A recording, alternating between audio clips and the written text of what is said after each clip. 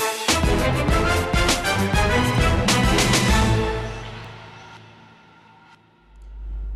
اللہ الرحمن الرحیم. ناظرین السلام علیکم. امجد شاہ آپ کی خدمت میں حاضر ہے پروگرام گیسٹ ان ٹاؤن لے کر. ناظرین اس پروگرام میں آپ کی ملاقات دنیا بھر سے آئے ہوئے مہمانوں کے ساتھ کرواتا ہوں. یہ وہ مہمان ہوا کرتے ہیں جن کا اپنے اپنے میدان میں ایک نام ہوتا ہے, ان کی تخلیقات ہوتی ہیں اور ان کو دنیا بھر میں جانا پہچانا جاتا ہے. اور ہمارا مقصد آپ سے ملاقات ہوتی ہے کہ ایسے لوگوں سے آپ کی روز روز تو ملاقات ہوتی نہیں ہے, لیکن ہم جب بھی ہمارے پاس مہمان آتے ہیں ڈی ایم گلوبل ٹیلی ویژن کی یہ کوشش ہوتی ہے کہ آپ کی ان سے ملاقات کروائی جائے. آج میرے ساتھ دو ایسی شخصیات موجود ہیں, یک نہ شد دو شد, جن کو دنیا بھر میں جانا پہچانا جاتا ہے آپ کی تخلیقات کے حوالے سے, آپ کی شاعری کے حوالے سے. ان کے بارے میں صرف اتنا کہوں گا کہ میں ان کے تعارف میں کچھ نہیں کہہ سکتا. آپ ان کو دیکھیں گے, آپ ان کو پہچانیں گے. میرے ساتھ دنیا ادب کے دو بہت بڑے نام موجود ہیں, اردو, فارسی, پنجابی, ڈرامہ نگاری, شاعری, نظم, یہ ان میں اور بھی بہت ساری اصناف ہیں جن میں ان دونوں اصحاب کا بہت بڑا ہاتھ ہے ادب میں. میرے ساتھ موجود ہیں جناب پروفیسر انور مسعود صاحب, اور ان کے ساتھ تشریف فرما ہیں جناب امجد اسلام امجد صاحب. السلام علیکم اور خوش آمدید جی میرے پروگرام میں. آپ کو آپ دونوں اصحاب کا بہت بہت شکریہ کہ آپ بھاگتے دوڑتے یہاں ہمارے پاس تشریف لائے ہیں, کیونکہ وقت کی بڑی قلت ہوتی ہے اور میری کوشش ہوتی ہے. میری گزارش یہ ہے کہ جب میں امجد کہوں جی تو آپ دونوں نہ بولیے, بالکل ایک امجد بولے. ٹھیک ہے, لیکن آج مجھے آج یہ ایک تھوڑا سا اپر ہینڈ حاصل ہے. کیا ہے اپر ہینڈ؟ تھوڑا سا حاصل ہے کہ جب آپ امجد کہیں گے نا تو میں اس کا فائدہ اٹھا سکتا ہوں, میں ہی بول سکتا ہوں, لیکن میں آج کم بولوں گا. تعارف کے بعد میرا کام بولنا نہیں ہے, ناظرین ہیں اور آپ ہیں. میں آپ سے پوچھنا یہ چاہوں گا دونوں صاحب سے جی کہ اکثر آپ پاکستان سے باہر ملکوں میں دورے کرتے ہیں اور یو کے میں خاص طور پہ تقریباً ہر سال لوگوں کو آپ کی توقع ہوتی ہے کہ آپ تشریف لائیں گے اور مختلف پروگرام میں آپ شرکت کرتے ہیں. تو اس مرتبہ آپ تشریف لائے ہیں تو ہمیں بتلائیے کہ کوئی خاص وجوہات تھیں اس کی کہ آپ اصل آج میں کریے. میں بھی اور امجد بھی کچھ تنظیمیں ہیں پاکستان کی. جی ایک تو تنظیم ہے غزالی ایجوکیشن ٹرسٹ کی, جی جی اور دوسری تنظیم جو ہے وہ ہے الخدمت فاؤنڈیشن. جی یہ دونوں تنظیمیں بہت ہی تعمیری اور بہت مفید کام کر رہی ہیں. جی مثلا پہلی تنظیم جس کا ذکر میں نے کیا ہے وہ ان علاقوں میں اسکول کھول رہے ہیں جہاں دور دور تک اندھیرا ہے, جی روشنی نہیں ہے تعلیم کی. جی تو اس سلسلے میں انہوں نے تقریباً 750 اسکول کھولے ماشاءاللہ, اور اس میں انہوں نے کوئی کسی قسم کا امتیاز نہیں برتا, یہاں تک کہ وہ علاقے جہاں ہندو بستے ہیں جی بہرحال وہ ہیں تو پاکستانی, صحیح, لہذا ان کے لیے بھی اسی لیول کے اسکول کھولے گئے ہیں. اور وہاں ان کو کہ اس کمیونٹی کو کوئی کسی قسم کا خدشہ محسوس نہ ہو, لہذا وہاں جو سٹاف ہے وہ بھی ہندو سٹاف ہے. اچھا واہ.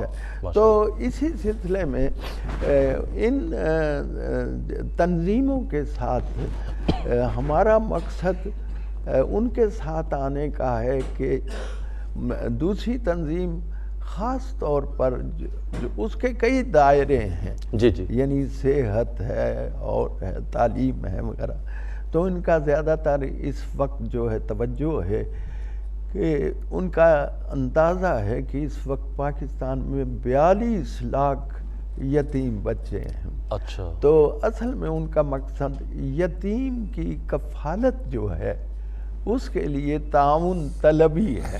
صحیح تو ہم اسے سمجھتے ہیں کار خیر، اور 4-5 سال سے ہم آ رہے ہیں، امجد صاحب بھی، میں بھی، یہاں بھی آ رہے ہیں، سارے یورپ میں بھی گئے ہیں، امریکہ میں بھی گئے ہیں، اور اسی سلسلے میں حاضر ہوئے ہیں، اور اس تنظیم کے جو صدر ہیں، اس کے جو نائب صدر ہیں، وہ بھی ہمارے ساتھ ہیں، اور ہمارے تقریباً 6 پروگرام ہو چکے ہیں، 6-7 جی۔ تو انشاءاللہ باقی 2 پروگرام رہ گئے نیلسن میں، اور اس میں بھی وہ میں اس سلسلے میں آپ سے یہ گزارش کرنا چاہتا ہوں کہ امریکہ میں ایک تنظیم ہے ایسی ہی، اکنا یعنی اسلامک سینٹر آف نارتھ امریکہ، تو انہوں نے مجھے کہا یہ اکنا کا لفظ جو یہ ایبریویشن جو ہے اس کو آپ اردو میں استعمال کریں۔ تو پھر میں وہ شعر آپ کو سنانا چاہتا ہوں کہ کتنا حصہ آپ نے ڈالا ہے کار خیر میں، ایک نہ ایک دن آپ سے یہ بات پوچھی جائے گی۔ واہ واہ واہ واہ واہ، کیا کہہ لیں، ایک نہ ایک دن آپ سے یہ بات پوچھی۔ تو ہمارے رسول اکرم صلی اللہ علیہ وسلم کا ارشاد گرامی ہے کہ خیر الناس سے من ینفع الناس، آپ کو بھی یہ حدیث معلوم ہے، تو اس سلسلے میں ہم کوشش کریں گے، اور یہ دعا کرتے ہیں کہ اللہ قبول فرمائے۔ آمین آمین آمین۔ بہت بہت شکریہ جی، آپ اتنا اس کار خیر میں جس طرح بڑھ چڑھ کر حصہ لے رہے ہیں، اور ماشاءاللہ یعنی اب جبکہ آرام کے دن ہیں، آپ سفر میں مسلسل ہیں، اور اس کام کے لیے اللہ تعالیٰ آرام کے دن نہیں ہے، نہیں ہونے چاہیے، ہونے بھی نہیں چاہیے۔ میں آپ کو ایک واقعہ بتاتا ہوں، میں ایران گیا تو ایک آدمی نے مجھ سے پوچھا کہ آپ کہاں سے ہیں؟ تو میں نے کہا جی میں پاکستان سے ہوں۔ آپ یقین جانیے وہ میرے ہاتھ چومنے لگا، شماز دیار اقبال احمد، آپ اقبال کے نگر سے آئے ہیں، اور اس نے کہا کہ میری زندگی اس کے ایک شعر نے بدل ڈالی۔ کہتا میں سست تھا، کاہل تھا، بلکہ بیر الکاہل تھا، تو اس کے ایک شعر نے مجھے اور اس کا جملہ تھا اقبال آدم را منقلب می کند، اقبال تو آدمی کی کایا پلٹ کے رکھ دیتا۔ کہ پھر کہنے لگا میرے گھر چلیں، میں آپ کو بتاؤں کہ کس شعر نے میری زندگی بدلی۔ تو وہ کہا، اس نے مجھے لے گیا گھر، چائے پلائی، اور اس کے ڈرائنگ روم میں وہ شعر لکھا ہوا تھا، اور وہ شعر تھا، کیونکہ آپ کا سوال اس سے متعلق ہے کہ ما زندہ زانیم کے آرام نہ گیری، ہم زندہ ہی اس لیے ہیں کہ آرام نہیں کرتے، موجیم کے آسودگی اے ماں آدم ماس، ہم تو موج کی طرح ہیں، ٹھہر گئے تو مر گئے، ٹھہر گئے تو مر گئے۔ تو بہرحال آپ نے ابھی پوچھا کہ آرام کے دن، بہرحال جی میں اپنے الفاظ واپس لیتا ہوں، بہت بہت شکریہ امجد صاحب۔ آپ دونوں صاحب اپنی اپنی جگہ کسی بھی تعارف کے محتاج نہیں، بلکہ میں یہ کہا کرتا ہوں کہ it's not who you are, it's what you are now۔ الحمدللہ اپنے اپنے میدان میں آپ دونوں صاحب کا بہت کنٹریبیوشن ہے، خاص طور پر اردو ادب میں اور پنجابی ادب میں بھی، اور آپ تو فارسی میں بھی، اس پہ بھی ہم بات کریں گے تھوڑا بہت، ہاں جی اس پہ بھی بات کریں گے۔ لیکن امجد صاحب میں آپ سے یہ پوچھنا چاہتا ہوں، ابھی پروفیسر صاحب نے بات کی الخدمت خلق کی، اور یہاں پہ ایک چیز میرے ذہن میں آئی جب یتیم بچوں کی کفالت کی بات کی گئی۔ میں آپ سے یہ پوچھنا چاہتا ہوں کہ آپ اس تنظیم کے ساتھ کام کر رہے ہیں، آپ کو مشاہدہ بھی ہے، تجربہ بھی ہے، آپ سارا کچھ دیکھ رہے ہیں، تو لوگوں کے علم کے لیے ہم تھوڑا سا اگر اس کو بہتر انڈرسٹینڈنگ کر سکیں لوگوں کے لیے، کہ کیا یتیم کی صرف کفالت ہی کافی ہے، یا پھر اس سے آگے بھی ہماری کوئی ذمہ داری بنتی ہے؟ میرے خیال میں یہی ان کا پروگرام ہے جی۔ میں بھی چونکہ کئی برسوں سے ان کو کام کرتے دیکھ رہا ہوں، ہمارے معاشروں میں اتفاق سے جو چیریٹی والے کام ہیں ان میں کریڈیبلٹی گیپ بہت زیادہ ہے، صحیح، اور اکثر لوگوں کو یہ یقین نہیں ہوتا کہ جس مقصد کے لیے وہ کار خیر کے لیے کنٹریبیوٹ کر رہے ہیں وہ پورا بھی ہوگا یا نہیں. لیکن اس کے باوجود ہمارے یہاں آپ دیکھ لیں جیسے عیدی صاحب کی فاؤنڈیشن ہے, ڈاکٹر ادیب رضوی ہیں, اخوت والے ہیں, اور اسی طرح یہ ہمارے دوست جو ہیں الخدمت فاؤنڈیشن والے, انہوں نے بھی پچھلے 15-20 برس میں پریکٹیکلی کام کر کے دکھایا. تو جب کوئی آدمی یا کچھ لوگ کام کرتے نظر آئیں تو میں سمجھتا ہوں کہ اگر ان کا ہاتھ بٹایا جائے تو شاید وہ جو کار خیر ہے وہ زیادہ مؤثر ہو جاتا ہے.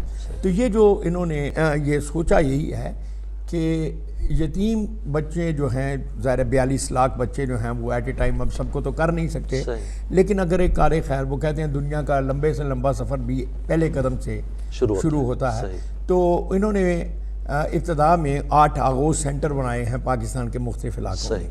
لیکن یہ جو آئیڈیا ہے جس کے لیے ہم آئے ہیں ان کے ساتھ, یہ بہت اچھوتا اور بڑا کریٹیو ہے کہ 7-8 ہزار بچے جو ہیں ان میں سے سارے کے سارے تو لائق نہیں ہوتے, جیسے ہر گھر میں نہیں ہوتے. تو جو ان میں بریلینٹ بچے ہیں تعلیم میں, ان کو ایک جگہ پہ جمع کیا جائے. ایک تو اس سے یہ ہوگا کہ سارے پاکستان کے بچے جو ہیں مختلف زبانیں بولنے والے, مختلف کلچرز کے, وہ ایک جگہ ہو کر, تو وہ جو ہم ایک قومیت کا جو ہم کہتے ہیں اس کی بھی یہ تربیت ہو, اور پھر ان کو لیا جائے اور پہلے ان کو انٹر تک, ایف ایس سی تک, اور اس کے بعد پھر ہائر ایجوکیشن.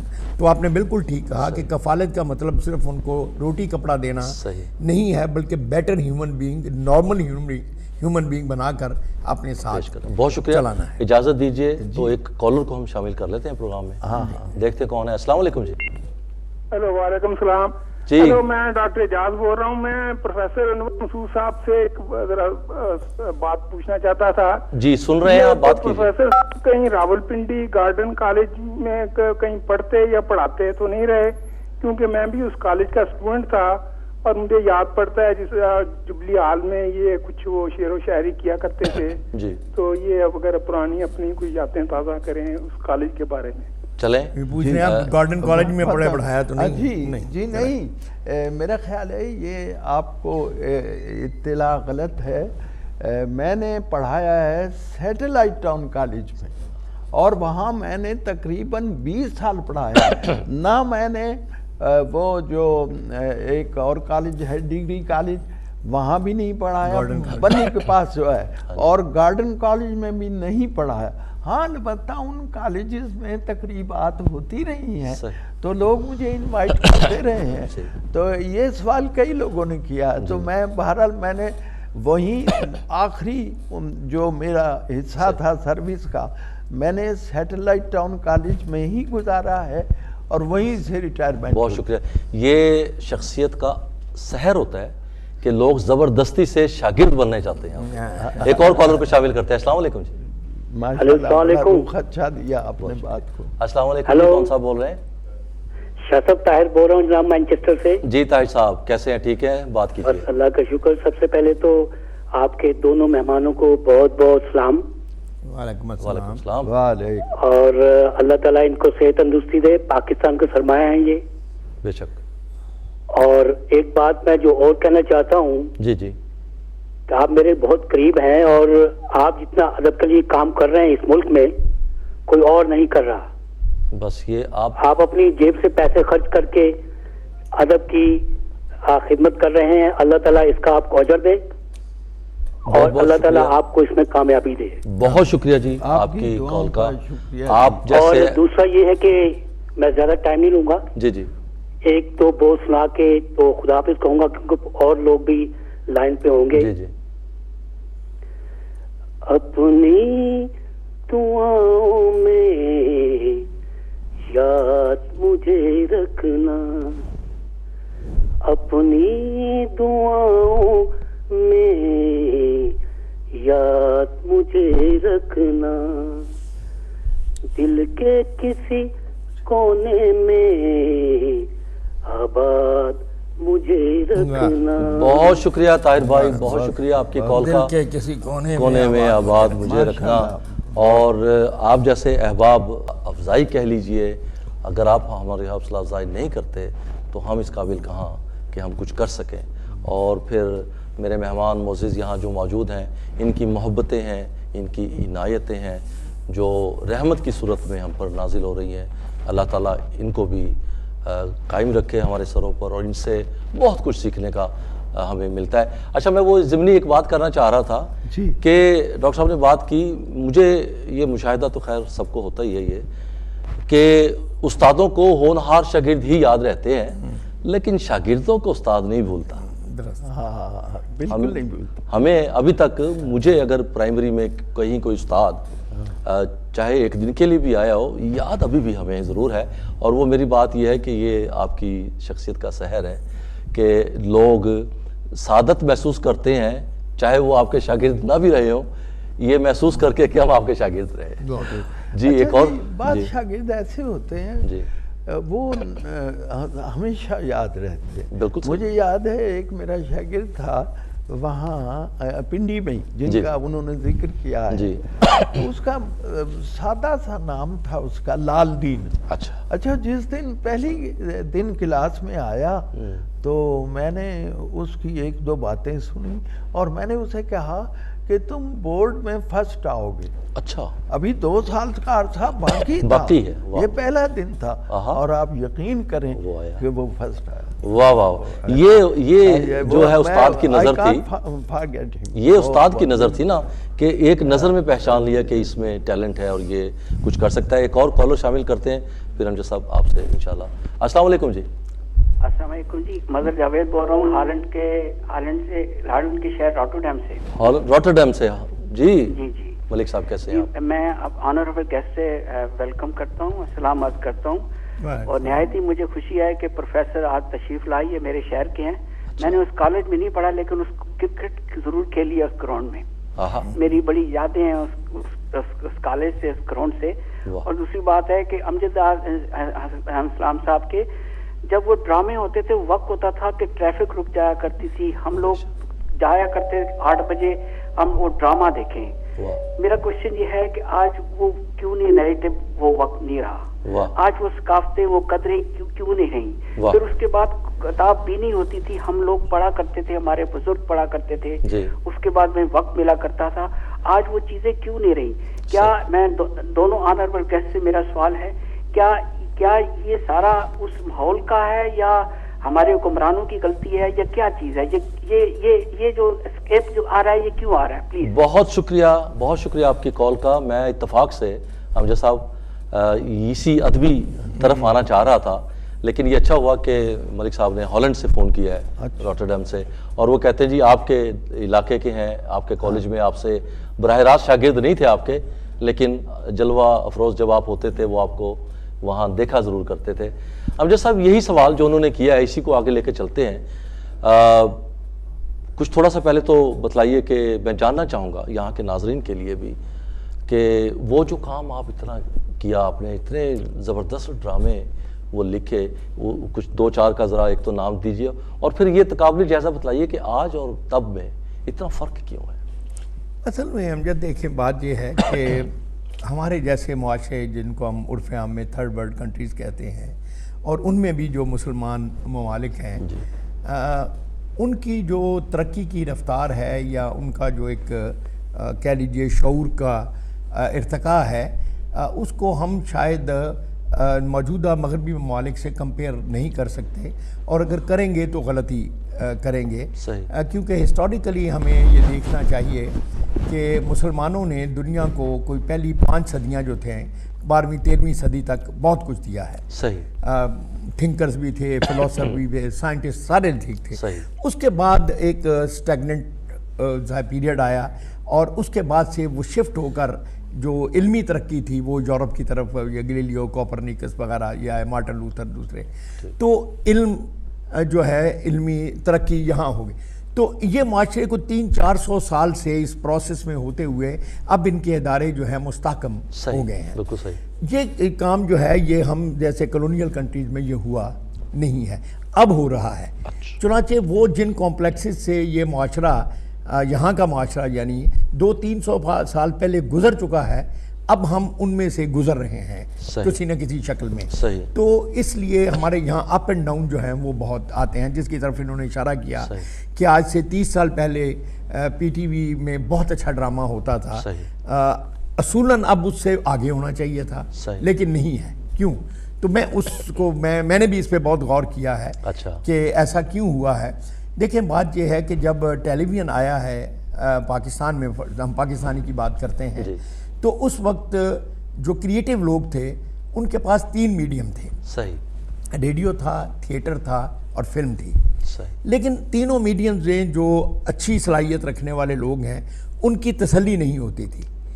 ٹی وی نے آ کر ان تینوں کو ایک جگہ جمع کر دیا, تو وہ سارا جو ٹیلنٹ اپنا اظہار چاہ رہا تھا وہ سب کے سب ادھر آئے. ہم لوگ ان کی دوسری نسل میں سے ہیں, میں ان کی دوسری نسل میں, ہم سے پہلے اشفاق صاحب کمانڈر میں رہی تھے. تو انہوں نے آ کر ڈرامہ جو ہے اس کو عوام کے ساتھ جوڑا. عام لوگ جس طرح سوچتے تھے, جو ان کے مسائل تھے, ان پر باتیں کی. اور سب سے بڑی بات یہ تھی کہ اس وقت کا پی ٹی وی جو ہے وہ پورے پاکستان کا نمائندہ تھا. تو آپ کو سکرین پہ اپنا پورا پاکستان نظر آتا تھا, ہر قومیت تھی, ہر زبان تھی, کلچر تھا, سندھ کا, بلوچستان کا, کے پی کے کا, پنجاب کا. تو اس میں جو ہماری کامنلٹیز تھیں, جو کامن پرابلم تھے عوام کے, وہ بھی نظر آتے تھے, اور جو پرٹیکولر پرابلم تھے مختلف وہ بھی نظر آتے تھے, ان کے کلچروں سے بھی آشنائی ہوتی تھی. تو اس سے ڈرامے میں, اس زمانے کے ڈراموں میں ایک ایسی کشش پیدا ہو گئی کہ جتنے لوگ تھے دیکھنے والے وہ کہیں نہ کہیں اپنے آپ کو آئیڈینٹیفائی کر لیتے تھے. بالکل صحیح. اس کے بعد یہ ہوا کہ جب یہ نیا ٹیکنالوجی کے ساتھ سیلاب آیا چینلز کا, نئے چینلز کا, تو ان چینلز میں ایک تو وہ ڈائریکشن نہیں تھی, دوسری ان کی وہ کمٹمنٹ نہیں تھی, اور تیسرا یہ ہے کہ ان کا جو مطمع نظر تھا, پی ٹی وی کے ڈرامے کا مطمع نظر جو تھا وہ شاید یہ تھا کہ تمام پاکستان کے لوگوں کو ایٹ اے ٹائم ایڈریس کیا جائے. لیکن جب پرائیویٹ چینل ہوتا ہے اس کی یہ مجبوری ہوتی ہے کہ اس کو جہاں سے پیسہ مل رہا ہوتا ہے جن پروگراموں سے, وہ ان پر زیادہ, اور ان پروگراموں کے اندر بھی جس حصے میں کو لوگ زیادہ تو اس سے یہ ہوا کہ وہ پورا پاکستان سکڑتے کوئی 10% خاص طبقوں تک محدود ہو کے, چند ایشوز ہیں, چند طبقے ہیں, سارے ڈرامے انہی میں بار بار جو آپ کہتے ہیں نا, تو وہ اپنی کشش کھو بیٹھے ہیں. حالانکہ میڈیم کی تعداد تو اب سے کہیں بڑی ٹیکنیکلی بہت بہتر ہوئے ہیں. آج کا ڈرامہ جو ہے ٹیکنیکلی بہت بہتر ہے. ہم کانٹینٹ کی بات کر رہے ہیں, ایکٹر بھی بہت اچھے ہیں آج کل کے بچے جو ہیں, لیکن کانٹینٹ جو ہے اس میں یہ ہوا. تو میں نے جب مثال کے طور وارث میں نے جب لکھا 80 میں, اس کے بعد دہلیز, اور پھر سمندر, پھر فشار, پھر رات, پھر دن, انکار میرا آخری تھا پی ٹی وی کے لیے. تو یہ سارے ڈرامے جو تھے ان میں میں یہ کلیم نہیں کرتا کہ میرے ساتھ سارے لوگ اس وقت کے جو اچھے لکھنے والے ہیں وہ اپنے معاشرے کے ساتھ کمٹ کر کے لکھ رہے تھے. اب جو نیا زمانہ آیا ہے اس میں اب جیسے مارکیٹ میں نہیں ڈیمانڈ ایک ہوتی, آپ دیکھتے ہیں کہ جنرل سٹور پہ وہ چیزیں فرنٹ ڈیسک پہ رکھی ہوتی ہیں سامنے جو زیادہ بکتی ہیں. تو چینلز نے بھی یہ دیکھا کہ چیز بکتی کیا ہے زیادہ, تو وہ انہوں نے سامنے سجا لی. تو اس سے آہستہ آہستہ وہ جو ایک سیریسنس تھی یا مسائل کو سمجھنا یا شعور پیدا کرنا, وہ چیزیں پیچھے کی طرف چلی جا رہی ہیں. لیکن میں بیسیکلی ایک آپٹیمسٹ آدمی ہوں, میں یہ سمجھتا ہوں کہ یہ ایک فیز ہے. وہ میں نے بیک گراؤنڈ کی کہانی آپ کو اسی لیے سنائی ہے کہ پہلے بھی یہ اتار چڑھاؤ ہوتے رہے ہیں تاریخ میں. تو کسی بزرگ کا بڑا اچھا کال ہے کہ اگر کل نہیں رہا تو آج بھی نہیں رہے گا. تو تھنگز ول چینج, اور ہم یہ دیکھیں گے کہ انہی یہ جو اب امیلگمیشن ہو رہی ہے ان چیزیں چینلائز ہو کر یقیناً ایک زیادہ بہتر شکل جو ہے وہ نکلے گی, اور جس میں پرانے ڈرامے کی خوشبو بھی ہوگی اور نئے زمانے کی جو ٹیکنالوجی کا جو ایک آپ کہہ لیجئے سر, تو وہ بھی آئے گا. لیکن تھوڑا سا بڑی پرامید آپ نے بات, تھوڑا سا ٹائم مجھے بات یاد آئی, امجد نے جو بات کی ہے میں یہ اسی کی تائید ہے. جب بھی کوئی ادبی صنف اپنی انتہا کو پہنچ جاتی ہے تو پھر اس میں زوال آنا شروع ہو جاتا ہے. چاند جب 14 دن کا ہو جاتا ہے اس کے بعد وہ کم ہوتی جاتی ہے اس کی روشنی, اور پھر اس کے لیے امجد نے جیسے امید ظاہر کی ہے ایک دور آتا ہے, وقت لگتا ہے. جی وہ پرورش کرتا رہتا ہے وقت، صحیح، اور میر کے بعد غالب کے آنے میں وقت لگتا آہا، ہے، واہ واہ، غالب کے بعد اقبال اقبال، کے آنے آہ، میں وقت لگتا ہے، سبحان اللہ، اور امجد اور اس کے جو معاصرین تھے وہ ڈرامے کو اس مقام پر لے گئے تھے صحیح، کہ پھر اس میں ایک اقبال کے بعد پھر ترقی پسند تاریخ پیدا ہوتے ہیں۔ واہ واہ، لیکن یہ ہے کہ جی آپ نے جو ڈراموں کو جو بلندی دی ہے نا، اب وہ بلندی کے بعد پھر ایک سیٹ آپ نے سٹینڈرڈ کر دیا ہے نا، اب ہمیں تو وہ سٹینڈرڈ چاہیے۔ کسی بریک لیتے ہیں، آپ کے دو محبوب شاعر اور ادیب یہاں میرے ساتھ موجود ہیں، بریک کے بعد ان سے گفتگو جاری رہے گی انشاءاللہ۔